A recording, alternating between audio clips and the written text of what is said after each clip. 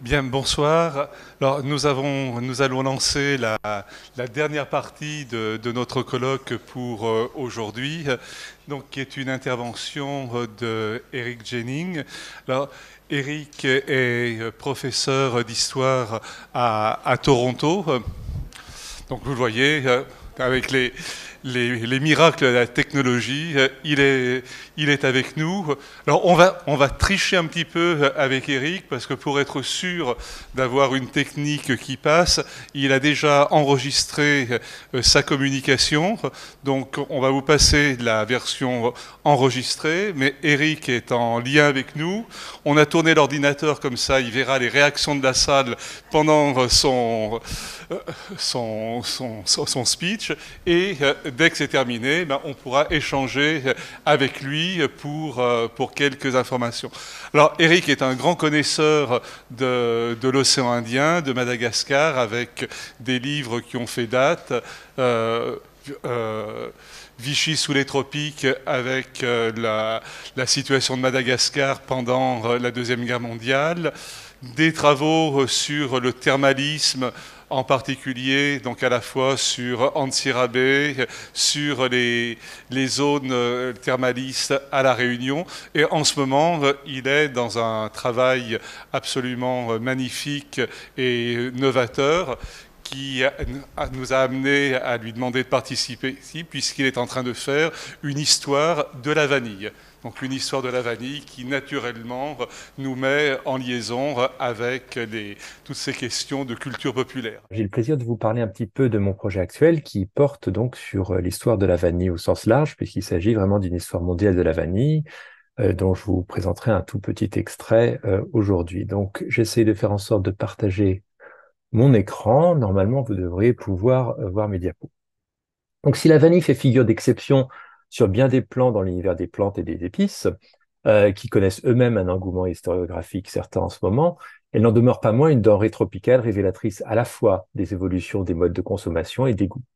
En effet, en dehors de sa zone d'origine, l'Amérique centrale, la vanille a toujours constitué une denrée rare et de ce fait extrêmement chère. Son cours a souvent atteint des pics vertigineux dont se plaignent amèrement pâtissiers, confiseurs et confiseurs et autres. Plusieurs scandales récents ont attiré l'attention sur les ersatz employés par les producteurs de parfums, de yaourts et autres glaces et yaourts au goût de vanille. Parmi les ingrédients de substitution les moins alléchants utilisés dans un but d'économie par l'industrie alimentaire, notons par exemple l'utilisation des sécrétions de glandes anales du castor ou encore les dérivés de pulpe de papier.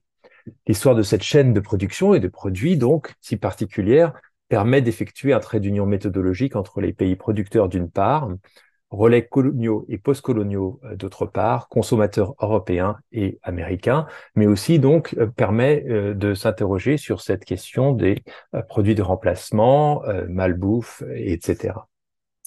Donc un retour en arrière initial s'impose. Jusqu'au XIXe siècle, l'orchidée de la vanille ne donnait ses fameuses gousses qu'en Amérique centrale, sa terre d'origine, là où l'abeille locale de type Melipona assurait sa fécondation. Certes, la plante avait été envoyée aux quatre coins du globe par des botanistes amateurs ou professionnels. Toutefois, si elle fleurissait, elle ne fructifiait pas en dehors de l'Amérique centrale, donc sa zone d'origine. Et ce, jusqu'à l'invention de divers procédés de fécondation artificielle au XIXe siècle. La découverte du procédé de loin le plus commode fut réalisée en 1841, comme vous le savez, à l'île de la Réunion, par un jeune esclave de 12 ans du nom d'Edmond, qui par la suite prendrait le nom d'Albus. Dès lors, ce savoir-faire fit de la Réunion une plaque tournante de la vanille à échelle mondiale. Une première bouture fut dépêchée à Nosy Be autour de 1850, d'après mes trouvailles, une deuxième en 1872. Une autre arriva à Tamatave en 1873. De telle sorte que dès la fin du XIXe siècle, les colonies françaises devinrent les premières productrices mondiales de cette denrée. La courbe de production est assez saisissante. Dans le cas de Madagascar, l'on passa de 13 tonnes en 1902 à 31 tonnes en 1905, 113 tonnes en 1912, puis 491 tonnes en 1921. Le pic de production de cette année-là, de cette ère, se situe avec 1092 tonnes en 1929, ce qui d'ailleurs dépassa le chiffre de consommation mondiale de cette année. En d'autres termes, Madagascar terrassait la concurrence, ce qui est assez incroyable lorsqu'on tient compte du fait que c'est une plante halogène. La Réunion, quant à elle, vit ses chiffres diminuer en corrélation directe avec la situation malgache, passant de 3 tonnes en 1858 à une apogée de 200 tonnes en 1898 pour redescendre à 5 tonnes en 1912. La vanille serait, d'après certains chercheurs, le produit issu de l'agriculture nécessitant le plus de soins, de labeur et d'attention. Préparer, dresser, trier, sécher, paqueter et réaliser le mariage de la vanille constituent autant de tâches délicates et techniques nécessitant des connaissances précises. D'ailleurs, on assista à une rude concurrence pour cette main-d'œuvre, talentueuse et spécialisée, comme en témoigne la remarque amère du gouverneur de l'île de la Réunion en 1923. Je cite: les bons producteurs de vanille ont peut-être été attirés à Madagascar par les traitements plus élevés qui leur étaient offerts. Fin de citation. Du reste, la vanille demeure une plante extrêmement fragile, touchée par divers champignons et maladies. Voilà, je cite, voilà pourquoi la vanille coûte plus cher que les haricots, résumé en 1909 la dépêche coloniale illustrée. Parmi les autres défis auxquels devaient faire face producteurs et commerçants figuraient les cyclones ainsi que les fluctuations importantes des marchés internationaux. L'effet de Dancy est particulièrement prononcé dans le cas de la vanille. Avant la création de cartels dans les années 1960, qui va être vraiment le cœur de mon propos aujourd'hui, l'instabilité des cours était en partie attribuable à un manque de concertation au sein d'un empire colonial français détenant pourtant un quasi-monopole de la denrée. Le ministère des colonies à Paris ne s'était pas doté d'un puissant organe de communication et de régulation protectionniste comme celui que possédait son homologue britannique et son Empire Marketing Board, dont je montre ici quelques exemples d'affiches des années 20-30.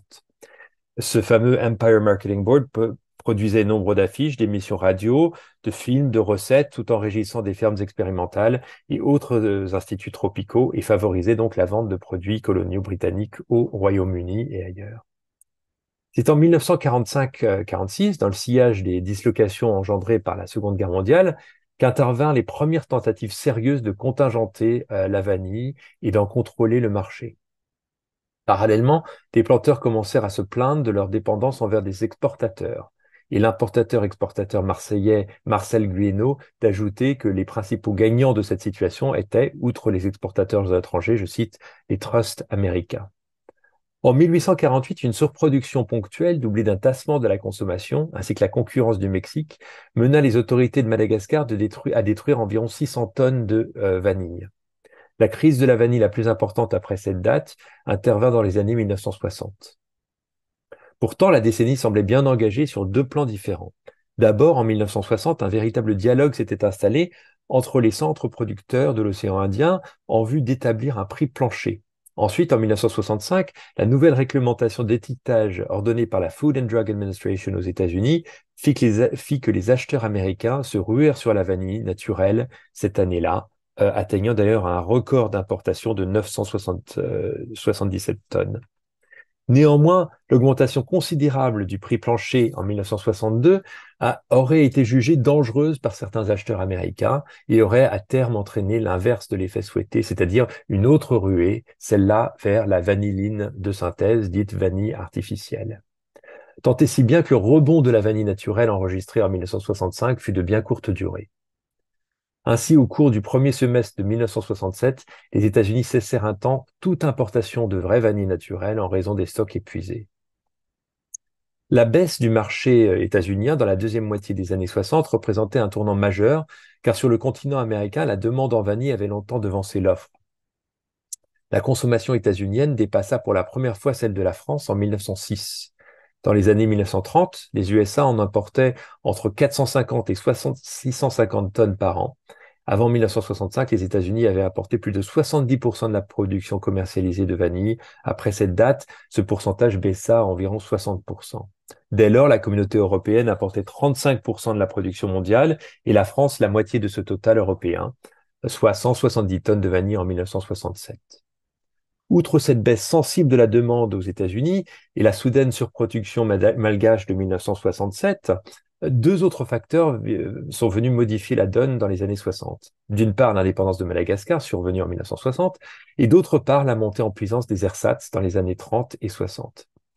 De ces deux phénomènes, c'est de loin le second qui perturba le plus les vendeurs et les producteurs de vanille. Dans la deuxième moitié des années 60, cartels et promoteurs se plaignaient amèrement de la stagnation du marché. Un document de juin 1968 provenant de la société parisienne Univanille, formée par une coalition de producteurs et de représentants de la vanille, relève, je cite, que si la production d'ice cream aux États-Unis, c'est-à-dire de glace, a augmenté de 500% de 1920 à 1961, on observe que la part de la vanille naturelle utilisée pour la fabrication de ces glaces a eu tendance, elle, à diminuer, non seulement relativement, mais aussi en valeur absolue en faveur des produits chimiques de substitution, tels que la vanilline synthétique. Effectivement, d'après ce même rapport, aux États-Unis et au Canada, la production de vanilline chimique aurait augmenté de 700% entre 1933 et 1963. Le verdict final d'Univanille était sévère et sans appel. Je cite, la vanille naturelle semble avoir presque entièrement perdu le secteur industriel de consommation.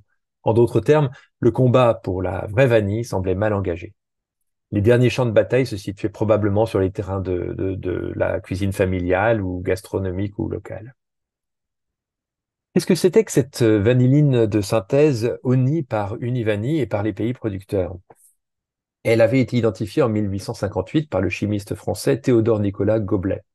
Sa structure moléculaire, elle, fut décelée en 1874 par deux chercheurs allemands et l'usine de Holzminden fut la première à produire la vanilline en 1876. Dans les années 1890, deux laboratoires, l'un français, l'autre allemand, mirent au point un procédé bon marché pour produire de la vanilline à partir de clous de girofle et d'huile. Puis, dans les années 1920, arriva l'éthyvanille, nouveau produit chimique à l'arôme encore plus intense. L'intérêt commercial de ces divers produits de synthèse s'avéra considérable. Ces produits chimiques, désormais à bas prix, permettaient d'éviter les écueils de la vanille naturelle, denrée de luxe notoirement instable, parfois avariée ou moisie à son arrivée au port et sujette à d'infinies variations olfactives, qualitatives et dimensionnelles. Surtout, la marge de profit que promettaient le vanilline et autres éthylvanilles était incommensurable avec celle des gousses de la fragile orchidée. Toutefois, produits de synthèse et vanille naturelle étaient parvenus à coexister entre environ 1900 et 1930. C'est en fait cet équilibre qui va être rompu dans les années 1960, ou du moins qui menace d'être rompu depuis la montée fulgurante des produits de synthèse entamée un quart de siècle auparavant. Alors, les producteurs de vanille, les pays producteurs, les régions productrices ne vont pas manquer de contre-attaquer. L'initiative initiale revient, c'est intéressant, aux Comores. En effet, dans un premier temps, en octobre 1966, le Conseil du gouvernement des Comores invita des délégués malgaches et réunionnais à Maroni. Prolongeant des premiers contacts pris à Paris le mois de janvier précédent, c'est pour parler se soldèrent par un accord de principe pour soutenir la vraie vanille, ainsi que des promesses de rencontres ultérieures entre ce groupe. Sur le papier, en tout cas, la structure de cette troïka était relativement égalitaire, voire favorable aux pays en voie de développement. Le fait de choisir la Réunion pour partenaire plutôt que la France métropolitaine est d'ailleurs à ce titre significatif. C'est donc une alliance régionale de l'océan Indien. Le secrétaire d'État à l'économie et aux finances des Comores, Abdourahim Mikidash, était d'ailleurs président de la réunion d'octobre 1966 à titre d'hôte et d'initiateur de ce projet. En décembre 1966 eut lieu une autre réunion à l'ambassade de Paris à Madagascar. Y étaient présents de nouveau des délégués malgaches, réunionnais, comoriens, ainsi que des représentants cette fois-ci d'importateurs et de courtiers dans le secteur de la vanille. L'un de leurs principaux soucis concernait, je cite, le problème de l'action à entreprendre pour la défense de la vanille pure en Europe. Fin de citation.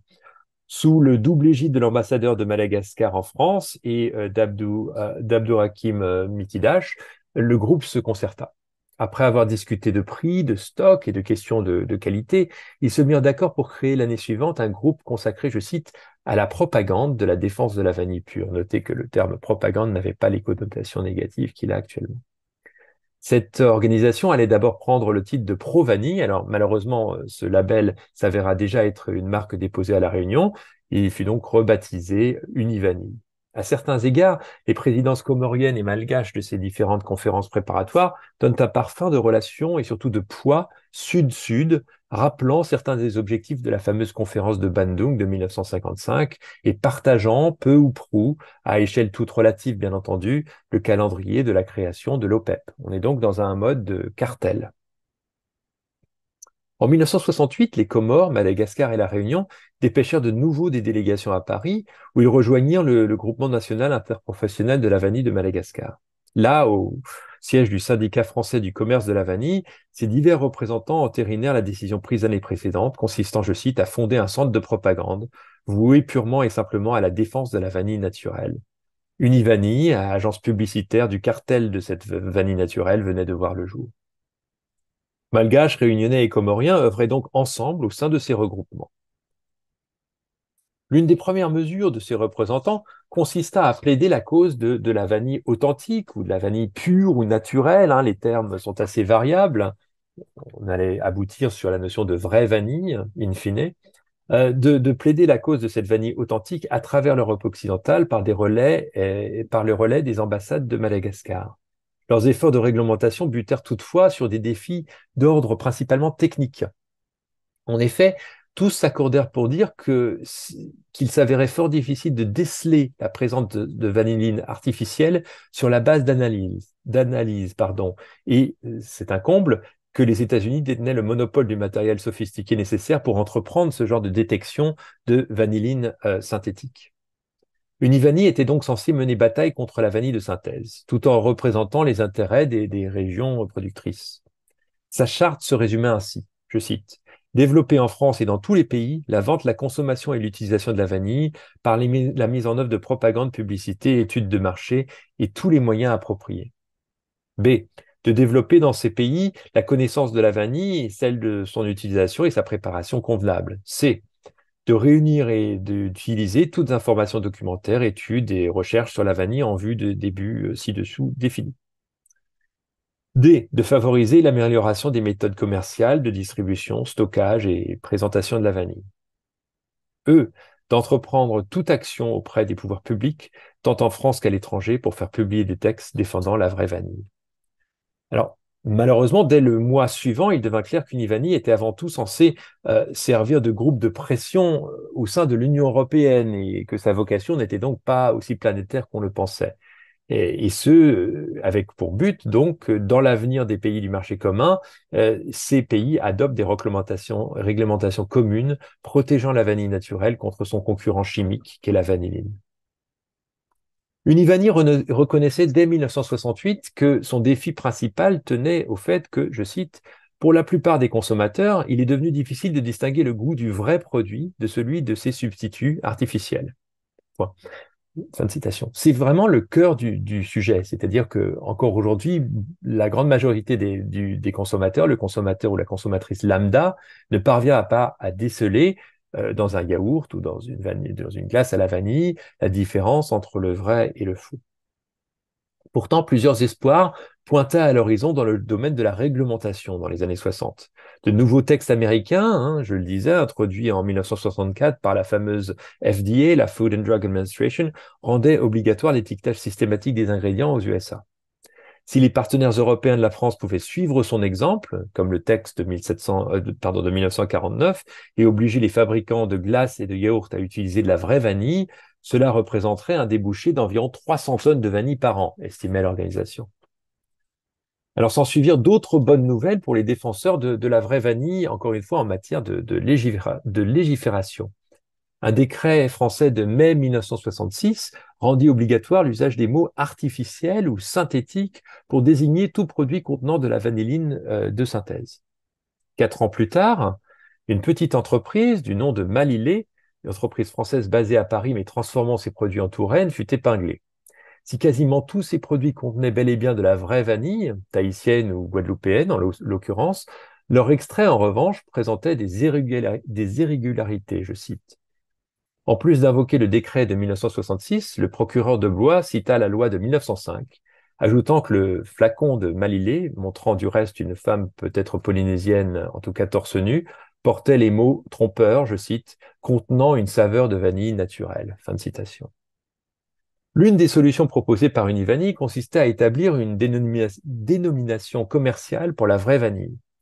C'était le cas en France où, depuis 1967, la vanilline donc devait porter cette désignation de synthèse ou artificielle. Enfin, pour profiter du vent tournant en matière de législation, une campagne de sensibilisation s'imposait. Et je vais à présent m'intéresser aux détails de cette campagne. Ces victoires en matière de législation devaient-elles impérativement se doubler de triomphes dans la guerre du goût? Qui fallait-il cibler? On recruta deux agences, Dupuis Coton puis Essor, pour réaliser deux enquêtes distinctes d'opinion, la première auprès d'une centaine de détaillants à Paris, Tours et Strasbourg, et la seconde auprès de 1000 Françaises sur tout l'Hexagone. La première fut un temps retardée par les événements de mai 68. Parallèlement, Univani lança une vaste opération dans la presse, dans les médias, auprès des communes et des ménages. Glaciers, confiseurs et autres commerçants étaient explicitement ciblés. Univani avait conscience de devoir agir à la fois sur les consommateurs et sur les relais. L'agence Dupuis-Coton mena enquête à Paris, Strasbourg et Tours auprès de commerçants et distributeurs. Parmi ses conclusions, retenons la suivante, je cite, « Il semble que la demande de vanille soit plus faible à Paris qu'en province. Ceci est sans doute dû au fait qu'en province, les ménagères consacrent plus de temps à préparer des plats cuisinés traditionnels. » Fin de citation. Et là, vous avez un leitmotiv récurrent, à savoir que si la vanille de synthèse est en train de gagner du terrain, c'est de la faute, entre guillemets, à la femme moderne. En août 1968, répondant à l'invitation d'Univani et sur les conseils de Dupuis, le groupe publicitaire Essor menait une enquête encore plus poussée. Celle-ci comportait deux pans. Premièrement, des psychologues furent engagés pour mener des entretiens auprès des ménagères. Deuxièmement, un vaste sondage fut organisé auprès de 1000 Françaises. Analysant les résultats de ces sondages et de ces entretiens, Essor relevait des changements inquiétants pour le secteur de la vraie vanille. L'agence annonçait devoir relever le défi de séduire une nouvelle génération de femmes n'ayant aucune nostalgie familiale de la vanille et présenter ainsi, je cite, les novatrices, les femmes modernes, en général actives, refusant l'esclavage domestique et recherchant toutes les facilités matérielles apportées notamment par les produits instantanés.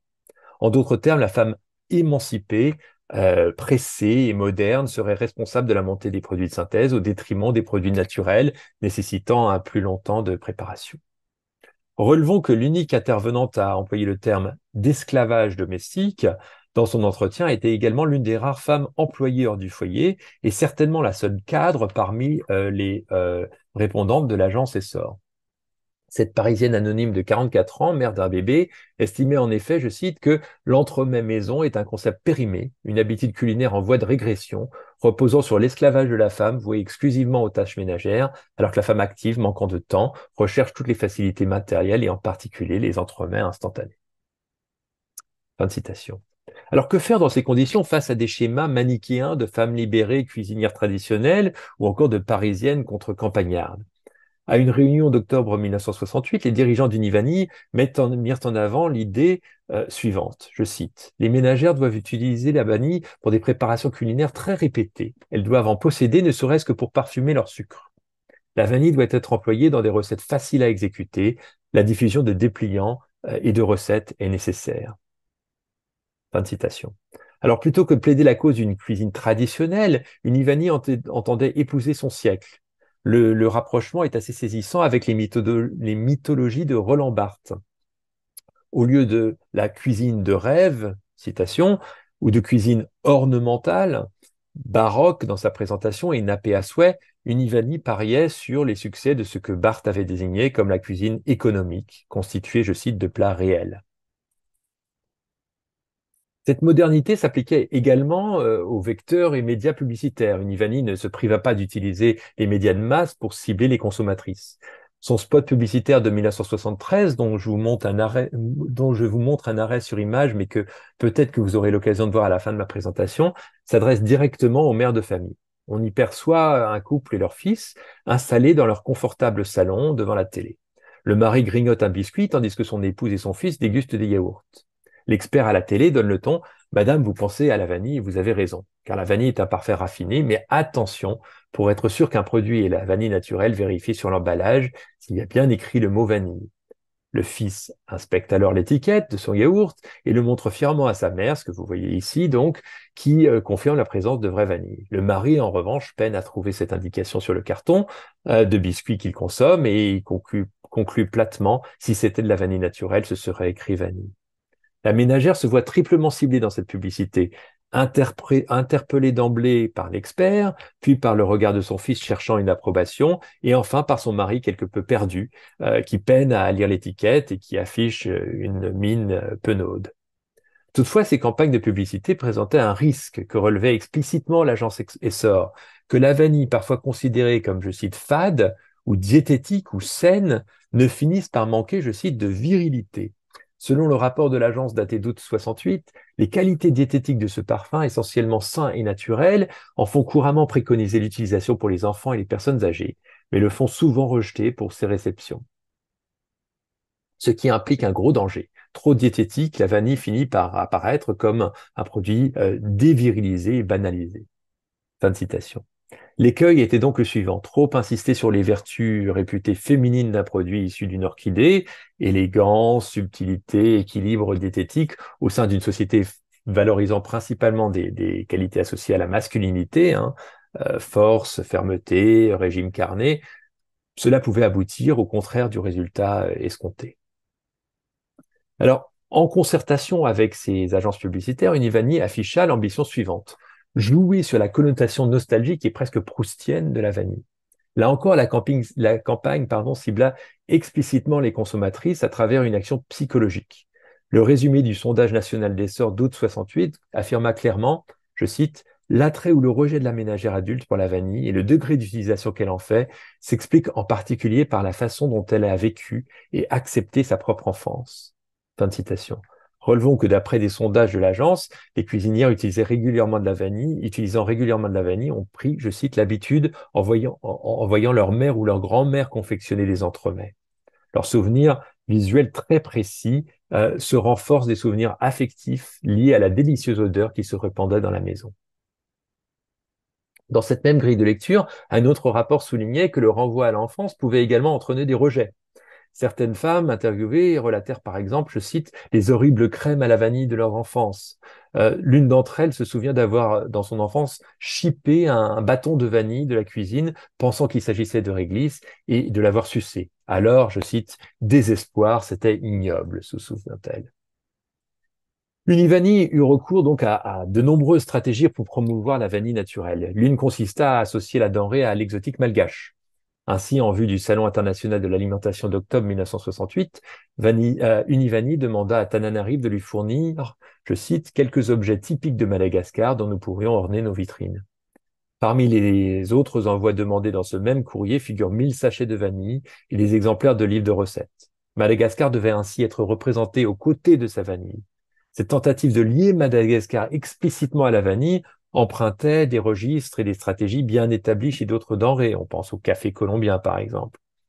Les publicitaires avaient bien avant cela rattaché donc des cafés à certaines régions de la planète. Pourtant, force est de constater que beaucoup de consommateurs européens ignoraient que la vanille sur leurs étals provenait très majoritairement de l'océan Indien. Le 6 octobre 1967, l'agence Dupuis-Conton était déjà saisie d'une demande d'enquête sur, je cite, les possibilités de promouvoir la consommation de la vanille de l'océan Indien en France et en Europe. Les principaux fondateurs d'Univani donnèrent le ton, expliquant aux publicitaires qu'ils souhaitaient, dans la mesure du possible, éviter la désignation vanille Bourbon, qui ne renvoyait qu'à l'île de la Réunion. D'ailleurs, plusieurs désignations régionales pouvaient poser problème en raison d'une tendance en France à vendre de moins en moins de vanille polynésienne au profit de la vanille issue de l'océan Indien, et donc très majoritairement malgache. Donc vous voyez les chiffres devant vous.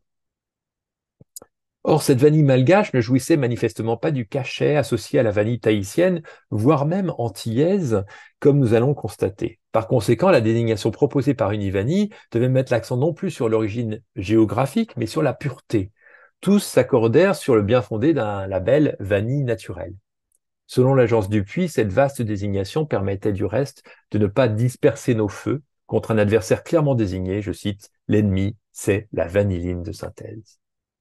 Pour l'agence publicitaire Essor, Peu importait finalement la réalité géographique tant que la consommatrice pouvait effectuer une association exotico-coloniale. Parmi les atouts du produit, Essor estimait que la vanille est auréolée d'un exotisme plus ou moins précis, mais réel, qui dans l'esprit des ménagères constitue une qualité indéniable, et de suggérer, à l'antithèse de l'idée d'un label unique de vanille naturelle, de mettre l'accent sur un terroir exotique à grand renfort de stéréotypes. La vanille des Antilles serait une expression plus faible, par exemple, que la vanille mûrie au soleil des Antilles. Cette dernière formule, en effet, complète la notion d'exotisme par celle d'un produit sain, naturel et gorgé de vitamines, précise le publicitaire. Alors, l'ironie veut que cette vanille des Antilles, les Antilles étaient un tout petit producteur au XIXe siècle et sont un minuscule producteur au XXe siècle, mais peu importe pour les publicitaires. Alors, passons donc à la question de la réception. Pour une répondante, une concierge parisienne de 34 ans, la vanille, elle était manifestement pas persuadée parce que pour elle, la vanille faisait figure d'intrus culinaire. Elle se résumait ainsi ses propos. L'image dominante qu'elle se fait de la vanille est celle d'un produit étranger, issu des pays chauds, un produit voisin des épices en tant que tel très consommé dans la cuisine spéciale de ces pays, cadrant mal avec les traditions culinaires françaises. Ainsi, l'exotique de la vanille pouvait aisément se muer en étrangeté et en qualité négative. Alors, si une victoire pour la vraie vanille se dégage de cette histoire ou de cet extrait, ce fragment d'histoire que je vous ai présenté, c'est sans doute le dépôt de marque et le sigle vanille, qui eut lieu le 15 novembre 1968 et dont je vous montre donc un exemple. Orné d'une orchidée pour surplomber le i, son double d'une orchidée pour surplomber le i, son double L prenait la forme de deux gousses emblématiques et fortement stylisées. Ce dépôt allait connaître des équivalences aux États-Unis, en Allemagne fédérale et plus loin encore. En France, Univani en fut le propriétaire au nom des producteurs de l'océan Indien. S'il a surtout été question ici de réseau et de stratégie publicitaire, les réceptions s'avèrent naturellement encore plus difficiles à cerner. Je vous ai donné quelques exemples, mais évidemment, on peut se demander dans quelle mesure ils sont réellement représentatifs.